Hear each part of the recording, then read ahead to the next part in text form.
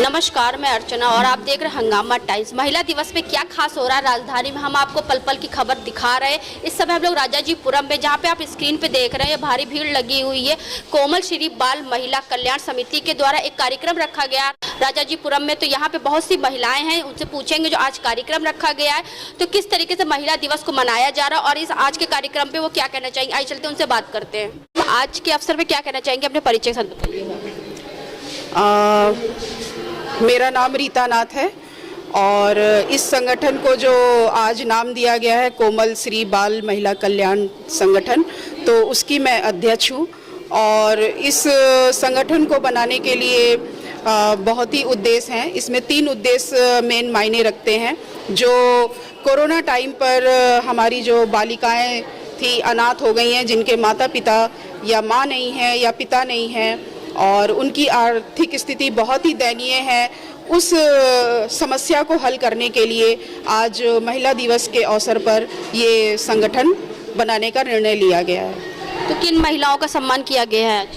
इसमें संगठन में जिन संगठन को चलाने के लिए हमें बहुत सी टीम की ज़रूरत पड़ती है। कोई भी संगठन अकेले नहीं चलता है और जब कोई बड़ी समस्या आती है उस समय उस समस्या को अकेले हल करना बहुत मुश्किल हो जाता है। तो समस्या को देखते हुए ये संगठन बनाया गया है। तो उस संगठन के जो पदाधिकारी हैं उनको सम्मान किया गया है। और भी कुछ लोग हैं, उनसे बात करेंगे कि महिला दिवस के अवसर वो क्या कहना चाहिए। आपका नाम क्या है मैम? लक्ष्मी झा। तो आज के बारे में क्या कहेंगे, आज के अवसर के बारे में? मैम मुझे तो बहुत अच्छा लग रहा है और ये मैं पहली बार कुछ समझ में नहीं आ रहा क्या बोलूं, जो मैं कभी मतलब माइक पे कभी मैंने बात नहीं की है। इस तरीके से आप मैं जुड़ी हुई हूँ। आपके कार्यक्रम में एक दान पात्र का उद्घाटन करा गया है जिसमें बहुत से लोगों ने अपनी हैसियत के अनुसार कुछ ना कुछ दान किया गया है। तो किस लिए इसका उद्घाटन किया गया है? ये जो गरीब हैं महिलाएं, उनके जैसे पढ़ाई को लेकर और शादी को लेकर, तो हम भी चाहते थे कि कुछ करें। तो कोमल श्री नाम रखा गया है, लेकिन इस संगठन का मजबूती के साथ गठन हो रहा है बच्चियों को ज़्यादा से ज़्यादा मजबूत करने के लिए। तो हमारे साथ में और भी लोग हैं, उनसे बात करेंगे। मैम आपका नाम? मैं गौरी सांवरिया, आज मैं एज अ गेस्ट यहाँ पे आई हुई हूँ और रीता मैम को मैं बहुत सारी शुभकामनाएं देती हूँ इस कार्यक्रम को जिन्होंने ये ऑर्गेनाइज किया है इस बैनर तले कोमल श्री बाल महिला समिति की तरफ से। उन्होंने जो एक मुहिम चलाने की कोशिश कर रही है वो जैसे, तो मैं तो उन्हें बहुत सारी शुभकामनाएं दूंगी और भविष्य में अगर उन्हें कभी भी मेरे लिए कोई भी उनका काम होगा तो मैं हमेशा उनके साथ खड़ी हूँ, ताकि हर महिला अपनी पहचान बना सके और अपनी एक अलग मुकाम बना सके। जिस तरीके से आपके पति शिवपाल सांवरिया जी बीजेपी से पार्षद है, ठीक है, पार्षद है, तो किस तरीके से आपका संस्था के द्वारा सपोर्ट रहेगा और सहयोग भी रहेगा? मेरा फिजिकली फाइनेंशियली हर तरह से सहयोग रहेगा। जिस तरीके से नरेंद्र मोदी जी का एक विचार है बेटी पढ़ाओ बेटी बढ़ाओ, तो उसके लिए क्या करेंगी? ये बहुत अच्छा विचार है और मैं तो कहती हूँ हर एक महिला को ये सोचना चाहिए कि हर एक महिला जब तक पढ़ी लिखी होगी तभी इस देश का विकास भी संभव है। मिशन शक्ति की तरफ से बहुत सी योजनाओं का आयोजन भी होता है, लेकिन महिलाओं तक उन योजनाओं का जो है पहुंच नहीं पाती हैं। तो ऐसी योजनाएं जब आएंगी तो आप संगठन के द्वारा कब तक कैसे पहुंचा पाएंगे? बिल्कुल, देखिए मैं अगर अपने हस्बैंड की बात करूं तो वो एक सोशल मीडिया के थ्रू सारी ही योजनाओं को एक सोशल मीडिया के थ्रू अपनी बात को रखते हैं। हमारा एक पर्सनल कार्यालय भी है जहाँ पे छोटे तबके के लोग, मतलब जिनको वाकई में उन योजनाओं की नीड है, तो उन तक पहुंचाने का पूरा प्रयास करते हैं। जी। आपका नाम क्या है? शशि वर्मा। तो किस तरीके से संगठन को हम मजबूत बनाने के कार्य करेंगे? आर्थिक रूप से शारीरिक रूप से संगठन को मजबूत बनाने का कार्य करेंगे। यानी कि शारीरिक, मानसिक, आर्थिक यानी तीनों स्थितियों के तौर पे ये मजबूत बनाने का कार्य करेंगी। तो आगे से आगे महिला दिवस सभी महिलाओं को क्या संदेश देना चाहेंगी आप? कि सब लोग बढ़ चढ़ के हिस्सा लें, अपनी बहू बेटियों को घर से निकालने की कोशिश करें, घर से आगे बढ़ने की निकालने की कोशिश करें, घर से निकालने की कोशिश ना करें। आपका नाम क्या है मैम? मैं डॉक्टर पूजा श्रीवास्तव। मैं रीता जी को बहुत बहुत शुभकामनाएं देना चाहती हूं और उनके इस प्रयास के लिए इस प्रयास की मैं सराहना करती हूं और मैं चाहूँगी कि उनका ये प्रयास सफल हो, सार्थक हो और वो जिस मुकाम तक जाना चाहती हैं उस लक्ष्य को वो हासिल करें और इसी प्रकार महिलाओं का विकास होता रहे और महिलाएं समाज की मुख्य धारा से जुड़ती रहें। एक सवाल हम आपसे करना चाहेंगे, जिस तरह कि आपने बताया आप डॉक्टर हैं, जैसे बहुत से परिवार में होता है कि अगर लड़का हो लड़की है तो लड़के को इंग्लिश मीडियम में और लड़की को हिंदी मीडियम पढ़ाते हैं, जिसकी वजह से उनके एजुकेशन में ज़्यादा आगे की ओर बढ़ नहीं पाती हैं। तो इस विषय पर क्या कहना चाहिए? देखिए, समाज की जो एक सोच है, यदि हम उस पर बात करें तो जो जेंडर है, जेंडर का डिवीज़न हमने खुद किया है। लिंग एक तो बायोलॉजिकल है, दूसरा सामाजिक है। लिंग दो प्रकार से परिभाषित होता है। बायोलॉजिकल जो प्रकृति की देन है, पुरुष पुरुष है, महिला महिला है, लेकिन जो सोशियोलॉजिकल है, जो सामाजिक है, उसे हमने बनाया है, हमारी सोच ने बनाया है। तो हमें उस सोच की फ़र्क को मिटाना होगा। ऐसा नहीं है कि हिंदी मीडियम में पढ़ के बच्चे आगे नहीं बढ़ते या जो बच्चे शिक्षा नहीं प्राप्त कर पा रहे वो आगे नहीं बढ़ पा रहे। आज वैश्विक मंच पे इतनी रोजगार हैं, इतने विकल्प हैं। यदि आप कुछ करना चाहते हैं, यदि आपके अंदर क्षमताएं हैं तो आप जरूर अपने लक्ष्य को हासिल करेंगे। तो मैं बस यही कहूँगी कि महिलाओं में उस दृढ़ इच्छा शक्ति का विकास होना चाहिए कि उनके अंदर ये शुरू से इस चीज़ को लेके एक सोच विकसित करनी चाहिए कि मैं कर सकती हूँ और मुझे अपने जीवन का भरण पोषण करना है। लेकिन महिलाओं ने साबित किया है कि वो कर सकती नहीं है, वो कर सकती हैं, ठीक है। लेकिन एक होता नहीं, बच्चों में एक भाव आ जाता है कि वो हमारे साथ भेदभाव हो रहा है। तो हम उस बात पे आपसे नहीं, बिल्कुल जेंडर डिस्क्रिमिनेशन की बात आज के समाज में नहीं रही है।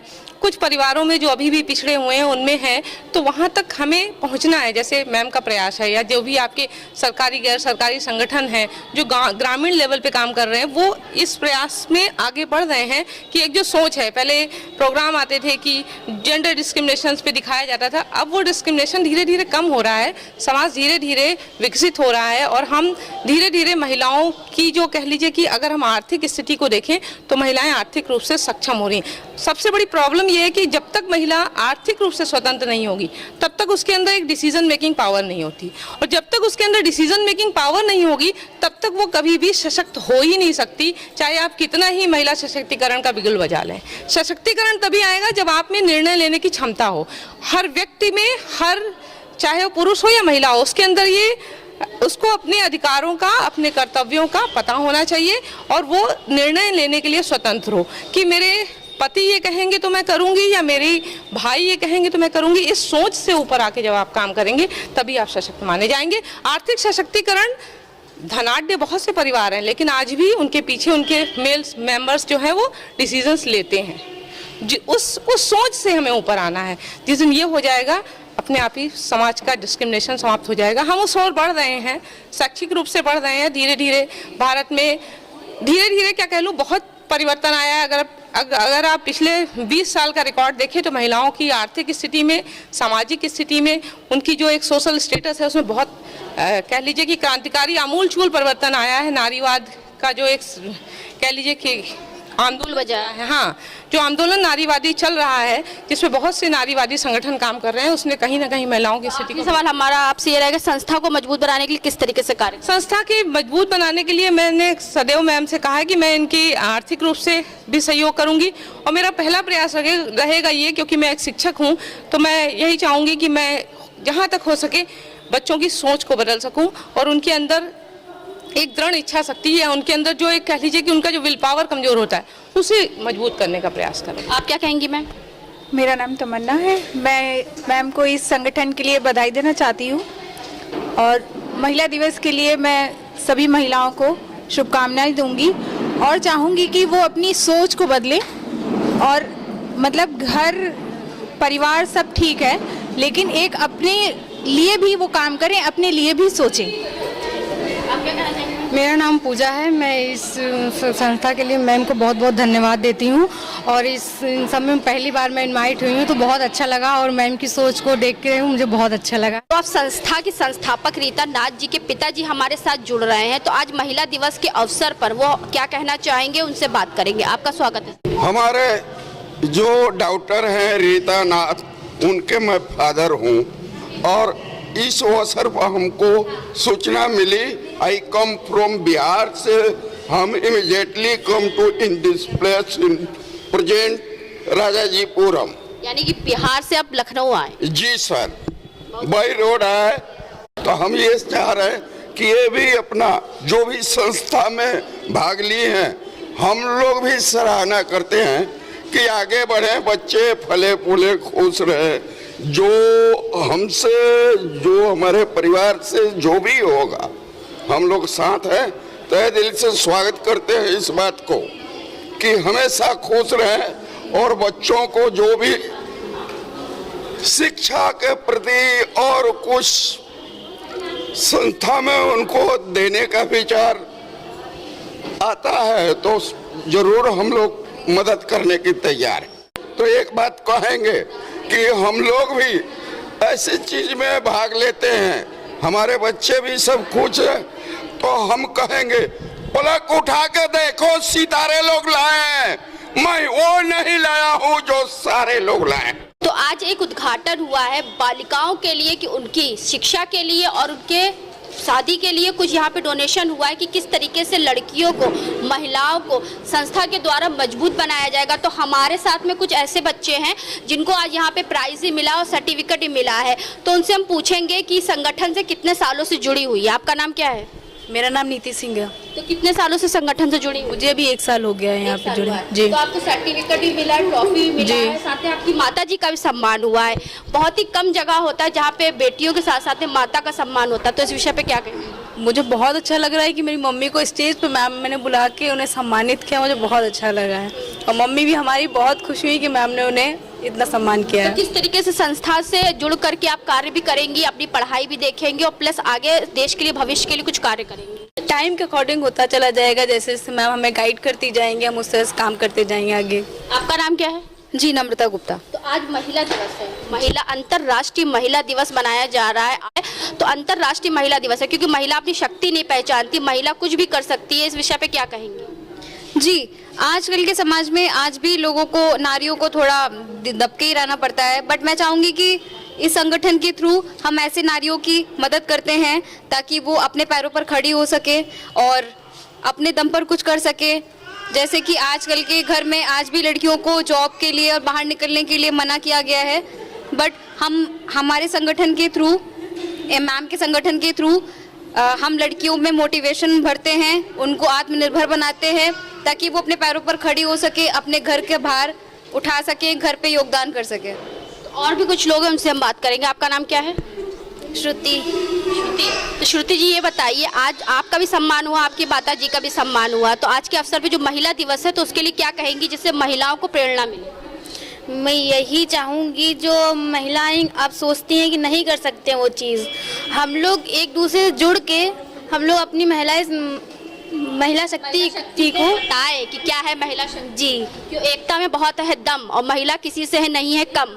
जी।